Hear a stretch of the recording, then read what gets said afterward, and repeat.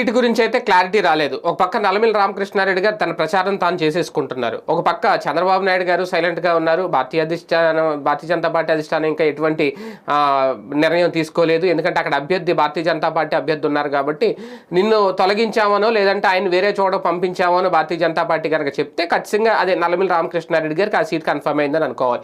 లేదా ఈ పొత్తులో భాగంగా తెలుగుదేశం పార్టీ మళ్ళీ ఆ సీట్ సొంతం చేసుకుంది, నల్లమిల్లి రామకృష్ణారెడ్డి ఇక్కడి నుంచి అభ్యర్థిని చంద్రబాబు గారైనా మళ్ళీ మరొక లేఖ విడుదల చేస్తే అప్పుడు ఈ సీట్ నాదే అనుకుంటారు నల్లమిల్లి రామకృష్ణారెడ్డి. కానీ అటువంటిది ఏం జరగట్లేదు. కానీ ఆయన పాదయాత్ర చేస్తున్నారు, ఇంటింటా ప్రచారం చేస్తున్నారు, డోర్ టు డోర్ ప్రచారాల్లో రోజు రోజుకి బిజీగా తిరిగేస్తున్నారు. కాకపోతే అటు కూటమి మాత్రం సైలెంట్గా ఉంది. రేపొద్దున్న ఇలాగే కంటిన్యూ చేస్తే ఇంకా పట్టుమని 30 రోజులు కూడా లేవు ఎన్నికలు.